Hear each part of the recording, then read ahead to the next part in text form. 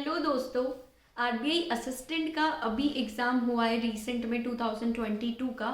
तो I hope कि इसका 2023 में भी एग्ज़ाम हो सकता है। तो अगर आप लोगों को नहीं पता, जो भी न्यू एस्पायरेंट्स है जिन्होंने अभी बस अपनी जर्नी स्टार्ट की है प्रिपरेशन की, तो उन्हें आइडिया नहीं होता है कि कौन सी एग्ज़ाम में क्या एग्ज़ाम पैटर्न रहता है, कैसे क्वेश्चंस आते हैं, क्या एज लिमिट होती है। तो आज इस वीडियो में मैं आपको आरबीआई असिस्टेंट के लिए क्या एज लिमिट होती है, क्या एजुकेशनल क्वालिफिकेशन रिक्वायर्ड होती है और उसका एग्ज़ाम पैटर्न क्या होता है, ये इस वीडियो में मैं आप सभी के साथ शेयर करूंगी। और 2023 में और भी आने वाले टाइम में बहुत सारी एग्ज़ाम्स आएंगी, तो उस एग्ज़ाम की तैयारी के लिए आपको कहीं ना कहीं से तो एक स्टार्ट करना पड़ेगा, कोई ना कोई सोर्स की आपको रिक्वायरमेंट रहेगी। क्योंकि इसके बाद आरआरबी भी आएगा, फिर आईबीपीएस भी आएगा, अभी आईबीपीएस का कैलेंडर भी आने वाला है। तो बहुत सारी एग्जाम्स लाइन बाय लाइन आएगी जिसके लिए आपको अभी से प्रिपरेशन स्टार्ट करनी होगी। तो गाइडली आपके लिए एक बहुत ही अच्छा डबल वैलिडिटी ऑफर लेके आया है। इस डबल वैलिडिटी ऑफर में एक प्लेटिनम मॉक टेस्ट पैकेज है जिसमें आपको वैलिडिटी डबल मिलेगी। अगर उसमें 1 मंथ की वैलिडिटी है तो 2 की मिलेगी, अगर 3 मंथ्स की है तो 6 मंथ्स की मिलेगी। तो यहाँ पर आप देख सकते हैं, इसको आप अच्छे से एक बार देख लीजिए। अगर आपको लगे कि हाँ ये आप अफोर्ड कर सकते हैं इसको परचेज करना, तो आप कर सकते हैं। काफ़ी अच्छा इनका डबल वैलिडिटी का ऑफर है। इस पर आप हमारा कूपन कोड भी लगा सकते हैं तो आपको एक्स्ट्रा डिस्काउंट भी मिलेगा। उसके बाद इनका एक बंडल पीडीएफ करके भी आया है जिसमें अलग अलग है, एक प्राइम करके है, एक प्लेटिनम है और एक अल्टीमेट है। बहुत सारे इसमें डिटेल में अगर आपको देखना है तो आप गाइडलाइन की साइट पे जाकर देख सकते हैं। डिस्क्रिप्शन में मैं लिंक शेयर कर रही हूँ, वहाँ पर जाकर भी आप चेक कर सकते हैं। तो हम सबसे पहले स्टार्ट करते हैं कि आरबीआई असिस्टेंट के लिए अगर आप अभी तैयारी कर रहे हैं तो क्या एज लिमिट होती है। इसमें जो एज लिमिट है वो 20 से 28 ईयर्स होती है। मतलब अगर आप 20 के हो चुके हैं, आपका ग्रेजुएशन कंप्लीट हो चुका है और ग्रेजुएशन में आपके मिनिमम 50% मार्क्स हैं, तो आप इस एग्ज़ाम के लिए एलिजिबल रहेंगे। और 50% जो ये सिर्फ अनरिजर्व कैटेगरी के लिए है, बाकी कैटेगरीज में इसमें भी रिलैक्सेशन मिलेगा, जो आप लास्ट नोटिफिकेशन में जाकर चेक कर सकते हैं। अब इसमें एजुकेशनल क्वालिफिकेशन तो सिर्फ बैचलर्स डिग्री चाहिए, लेकिन इसमें एक चीज़ जो सबसे इम्पॉर्टेंट है वो है लैंग्वेज प्रोफिशिएंसी। इसमें यही एक चीज़ है जिसमें एंड में जाकर सब लोग को वो हो जाता है कि मेंस निकल गया उसके बाद रह जाते हैं।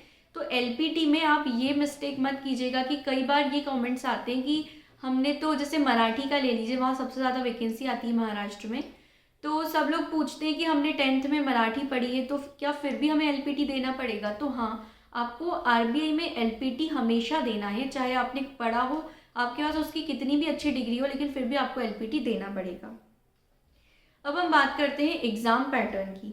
तो एग्ज़ाम पैटर्न में सबसे पहले इसमें 3 फेज होते हैं। एक होता है प्रीलिम्स, एक होता है मेंस और मेंस के बाद होता है language proficiency test.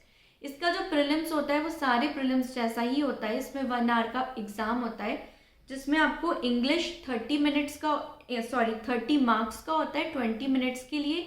Numerical ability 35 marks का होता है, ये भी 20 मिनट्स के लिए होता है। और रीजनिंग वो भी 35 मार्क्स का होता है, 20 मिनट्स के लिए होता है। जितने क्वेश्चन है उतने ही मार्क्स है, 100 क्वेश्चन 100 मार्क्स। 20 का इसमें सेक्शनल टाइमिंग होता है जो बहुत ही इंपॉर्टेंट है। हर एग्जाम में सेक्शनल टाइमिंग नहीं होता, लेकिन आरबीआई असिस्टेंट में सेक्शनल टाइमिंग है। और इसके साथ ही इसमें सेक्शनल कट ऑफ भी होती है, साथ ही नेगेटिव मार्किंग भी होती है 1/4। उसके बाद अगर हम मेंस की बात करें तो आरबीआई के मेंस में 5 सब्जेक्ट्स आते हैं। पहला रीजनिंग, दूसरा इंग्लिश, तीसरा न्यूमेरिकल एबिलिटी, चौथा जनरल अवेयरनेस और 5वां कंप्यूटर नॉलेज। इसमें जो कंप्यूटर नॉलेज वाला सेक्शन है वो बहुत इंपॉर्टेंट रोल प्ले करता है, क्योंकि ये बाकी किसी एग्जाम में जनरली पूछा नहीं जाता, आरआरबी पीओ और आरआरबी क्लर्क को छोड़ के। तो ये काफ़ी सारे बच्चे बहुत ही लाइटली लेते हैं, लेकिन ये बहुत स्कोरिंग होता है। आप अगर इसकी पहले से तैयारी करके रखेंगे तो आप इसमें अच्छा स्कोर कर सकते हैं। इसमें सारे सेक्शंस में 40 क्वेश्चंस आते हैं और 40 मार्क्स के आते हैं। रीजनिंग, इंग्लिश और न्यूमेरिकल एबिलिटी, इसमें 30 मिनट्स का आपको सेक्शनल टाइम रहता है। और जीए में 25 मिनट का रहता है और कंप्यूटर में 20 मिनट्स का रहता है। तो ये टोटल पेपर होता है 135 मिनट का। इसमें जो जीए और कंप्यूटर है वो बहुत ही स्कोरिंग पार्ट होता है, स्पेशली कंप्यूटर। और बाकी चीज़ें आरबीआई का जो मेंस है उसमें इतनी डिफिकल्ट पूछी नहीं जाती। इंग्लिश काफ़ी इजी लेवल का पूछा जाता है, रीजनिंग भी इजी ही रहता है। तो इसमें आप इतना अगर अभी से तैयारी करेंगे तो 3-4 मंथ सफिशिएंट होते हैं इस एग्ज़ाम की तैयारी करने के लिए। इसमें एक और चीज़ जो जब मैंने आरबीआई असिस्टेंट दिया था तो मुझे नहीं पता थी। तो इसमें ऐसा है कि सेक्शनल कट ऑफ आरबीआई अपने आप पहले से डिसाइड करके रखता है कि 40 में से आपको 14 मार्क्स लेकर आने हैं मिनिमम। अगर आप 14 से कम लाएंगे तो शायद हो सकता है कि आपका क्लियर ना हो सेक्शनल कट ऑफ, लेकिन ये चीज़ नोटिफिकेशन में कहीं भी मेंशन नहीं होती है।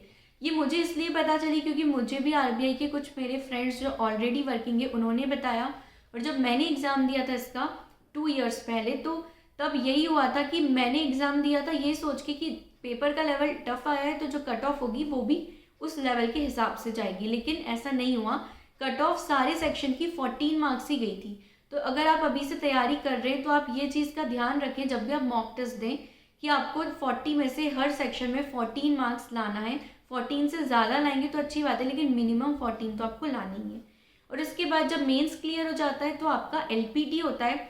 एलपीटी के बाद अलग से फिर से मेरिट बनती है जो एलपीटी के मार्क्स होते हैं उसके बेसिस पे, और फिर आपका फाइनल सिलेक्शन होता है। क्यों इसमें एलपीटी सिर्फ क्वालिफाइंग नेचर का नहीं होता, क्वालिफाइंग तो क्वालिफाई करना है आपको, लेकिन उसके बाद जो कट ऑफ होगी वो फिर से डिसाइड होती है आफ्टर एलपीटी, तो उसमें आपकी जो कट ऑफ है वो इंक्रीज भी हो जाती है। तो इसीलिए इस एग्ज़ाम में ये सारी चीज़ें अगर अभी से तैयारी करेंगे तो इस एग्ज़ाम में आपका सिलेक्शन ज़रूर होगा। और जो लिंक है गाइडली की वो मैंने नीचे डिस्क्रिप्शन में शेयर की है, पिंड कमेंट में भी शेयर की, वहाँ पर जाकर आप चेक कर सकते हैं। Thank you so much for watching this video and don't forget to like, share and subscribe our YouTube channel.